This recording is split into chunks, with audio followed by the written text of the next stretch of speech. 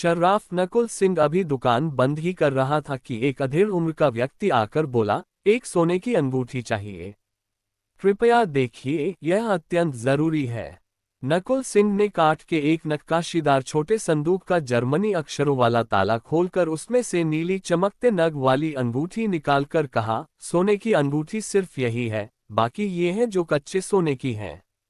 उस अधेड़ ग्राहक ने पूछा, कितने में दोगे? लंबी सांस खींचकर शर्राफ ने कहा, कितना बताऊं? असली बात यह है कि मेरी इस अंगूठी को बेचने की इच्छा कतई नहीं है। इतना कहकर वह अंगूठी को हाथ में लेकर देखने लगा। अधेड़ ग्राहक ने उत्सुकता से पूछा, क्यों? ओह, यह एक लंबी दास्तान है, नितांत करुण।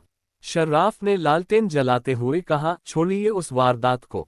इस अंगूठी का सोना, नग और परिश्रम सब मिलाकर कुल 85 रुपये बनते हैं, पर मैं 300 रुपयों से कम कीमत पर इसे बेच नहीं सकता, भले ही आप न खरीदें। जेब से रुमाल निकालकर शर्राफ नकुल सिंह आंखें मलने लगा। उसे उस समय एलिथ विल्सन की चांदनी में चेहरा नामक कहानी याद आ रही थी। चकित होकर ग्राहक ने पूछा, बाप रे, 85 रुपयों की अंगूठी की कीमत 300 रुपये? महाशय, आपको यदि अंगूठी खरीदनी है तो कहिए। यदि ऐसा है तो मैं वह दास्तान को सुनाकर मन का भार हल्का कर लेता हूँ। नहीं तो फिजूल में भर चुके जख्म को क्यों कुरेदते हो? अंगूठी वापस संदूक में रखने का सुस्त उपक्रम करते हुए शर्राफ ने कहा। ग्राहक ने कहा, ठीक है, पहले अपनी कहानी सुनाए। परंतु किंतु अगर मगर का अंदरूनी अर्थ समझकर ग्राहक ने आधिकारिक स्वर में कहा, आप शंका मत कीजिए। यदि यह अंगूठी इतनी रहस्यमयी और कीमती है तो मैं इसकी 300 रुपये की कीमत चुकाने को तैयार हूँ। पीढ़े पर बैठते हुए उस व्यक्ति ने शर्राफ से कहा, चाहे आपकी कहानी सुनते सुनते आधी रात क्यों न बीत जाए। नकुल शर्राफ की आंखें चमक उठीं। उसने अपने अमीर ग्राहक की ओर देखा। ग्राहक के कीमती वस्त्र और उसके व्यक्तित्व से वह अमीर घराने से ताल्लुक रखता दिखाई देता था। शर्राफ ने अंगूठी को हथेली में नचाते हुए कहा, प्राण चले जाने के बाद भी कब्र के अंदर पास रखने योग्य इस अंगूठी को मुझे बेचना नहीं चाहिए था। मैं बेचता भी नहीं, लेकिन आज कर्ज की लीखें सिर की चुटिया तक फैल जाने की वजह से मैं ये तुच्छ काम करने को विवश हूँ। नहीं तो किसी भी कीमत पर मैं इस अंगूठी को नहीं बेचता और ना ही इन बीती बातों को किसी को सुनाता।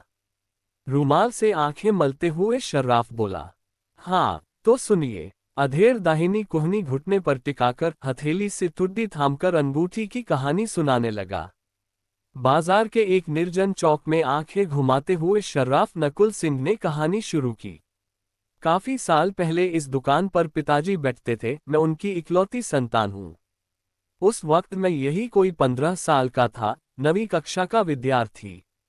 पर मैं ये सब बातें सुनाकर आपका वक्त बर्बाद नहीं करना चाहता। संक्षेप में बताता हूँ। मैं माया से प्रेम करता था। एक दिन माया के 15वें जन्मदिन के चिरस्मरणीय अवसर पर मुझे एक पत्र मिला। उसने मुझे सिटी के हवाघर में मिलने को बोली थी। मैं खुशी खुशी वहां पहुंचा था। पिताजी को कहे बगैर चोरी छुपे यह अंगूठी मैं अपने साथ ले गया था। ये बात आप समझ गए होंगे। प्रेम के लिए मैं चोरी भी कर सकता था। गहराती सांझ में मैंने अपनी बाहों में माया को लेकर यह अंगूठी उसकी कोमल अनामिका में पहना दी।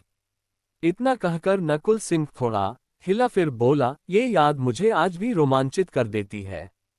हाँ तो जाने कितनी देर तक आत्मविस्मृत बनी माया ने कहा था, मैं मरने पर भी इस अंगूठी को अपने से अलग नहीं होने दूंगी। और उसने सिटी के हवाघर में जलती काले नाग की पूजा की बत्ती की ओर देखते हुए ये कसम खाई थी। उस दिन की याद अणपरमान में रची बसी है इस अंगूठी में। युवावस्था में ऐसी बातें या वारदातें हो ही जाती हैं, ऐसा समझकर मुझे क्षमा करें। एक हफ्ते के बाद पिताजी को अंगूठी गुम हो जाने के बारे में पता चला। मेरे ऊपर शक भी उन्हें हुआ, पर मैं कोई कच्चा चोर नहीं था। आखिरकार मुझे बेकसूर समझ लिया गया। शर्राफ नकुल सिंह की आंखों में एक हल्की मुस्कुराहट चमक उठी और फिर अचानक गायब हो गई। वह अपनी व्यथा कथा सुनाता रहा। मैं मामा मामी के पास स्कूल की सर्दियों की छुट्टियां बिताने नेपाल चला गया, माया से दूर। 2 महीने वहां काटकर वापस घर आया। याद करके फूट फूट कर रोने की इच्छा होती है महोदय। पिताजी और मेरे रिश्तेदारों ने मेरी शादी पक्की कर दी थी, सिर्फ मेरे आने का इंतजार था। मैं नहीं माना, जिद की, आगे पढ़ने की बात की। माया के प्रेम के लिए विरोध किया। कहा, पिताजी की देखी हुई लड़की से कदापि शादी नहीं करूंगा। पर अंत में उनके वचन से अधमरा सा होकर मैं हार गया। पिताजी ने सारे घर को सिर पर उठा लिया था। उन्होंने ऊंची आवाज में कहा था, नकुल, तेरी शादी की मुझे इतनी जल्दी नहीं थी, पर जब तू नेपाल गया था तो एक आदमी के मुंह से माया नाम की लड़की से तेरा चक्कर चलने की बात सुनी, इसलिए खानदान की नाक कटने से बचाने के लिए तेरी शादी कर रहा हूं। समझा। अधमरा होने के बावजूद मैंने गुस्से में पूछा था, किसने बताई आपको ये फिजूल की बातें? मेरी तरह ही गुस्से में पिताजी ने कहा, इसे देखते हो? ओह महाशय! सांप की विष भरी आंखों की तरह यह अंगूठी पिताजी के हाथ में थी। ये कहते हुए शर्राफ ने उस अंगूठी को नफरत भरी नजरों से देखा, दाहिनी हथेली पर रखकर उसे ग्राहक को दिखाकर बोला, फिर 2-3 हफ्तों तक मैं उन्हें अपनी शक्ल नहीं दिखा सका। माया को उसके जन्मदिन पर दी हुई अंगूठी कैसे पिताजी के हाथ पड़ गई, मैं समझ नहीं सका। मेरी शादी हो गई सुभद्रा के साथ।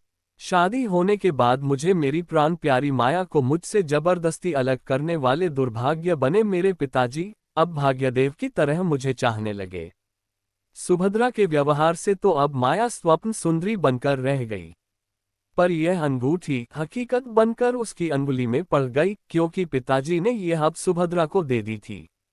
मैं भी तो पिताजी की बहू को यह अंगूठी देना चाहता था न महाशय। परंतु बहू बनी सुभद्रा। अन्य पतियों की तरह अपनी पत्नी सुभद्रा का विश्वास पाने के लिए मैंने माया के बारे में सुभद्रा को सारी बातें बता दी, कुछ नहीं छुपाया। सुभद्रा दुखी हो गई, वह भी तो माया की तरह हाड़ मांस की ही तो बनी थी। शादी के बाद भी मैंने पढ़ाई जारी रखी और प्रवेशिका परीक्षा दी भी। अंतिम परीक्षा देकर मैं सीधा घर पहुंचा। दरवाजे पर पहुंचते ही साधारण समीज शलवार पहने माया मेरे कमरे से बाहर निकली। दबी मुस्कुराहट से ओंठ भींचते हुए नमस्कार करके चली गई।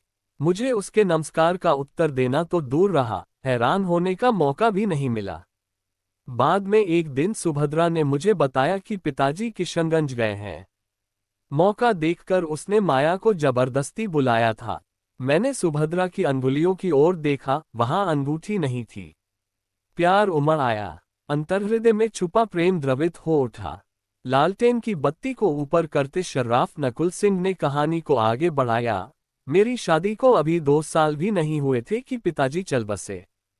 परिवार की इस दुकान की जिम्मेदारी मेरे कमजोर कंधों पर आन पड़ी। एक बात और, मैंने जो परीक्षा दी थी उसमें मैं असफल हो गया, जैसे माया का श्राप लगा हो। कुछ समय के बाद सुभद्रा मुझे एक बेटी देकर कुछ घंटों में ही स्वर्ग सिधार गई। कुछ बच्चों के जन्म के साथ सचमुच उनकी माताओं की मृत्यु जुड़ी होती है। मेरी वह बेटी कुमारी आज 16 साल की हो चुकी है। मैं उसकी सौतेली मां नहीं लाया, दूसरी शादी नहीं की। वह कन्या पाठशाला में 10वीं कक्षा में पढ़ती है। पिछले साल 9वीं कक्षा की परीक्षा में वह अव्वल दर्जे में पास हुई, तो उसकी टीचर ने अपनी ओर से एक बहुमूल्य तोहफा दिया, यही अंगूठी।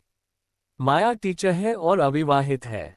18 साल पहले युवावस्था में तोहफे के रूप में दी हुई यह अंगूठी माया ने मेरी ही बेटी को दे दी। अब अगर इस अंगूठी को मेरी बेटी पहने तो कितना पाप लगेगा ना। काले नाग की कस्में कहाँ जाएंगी।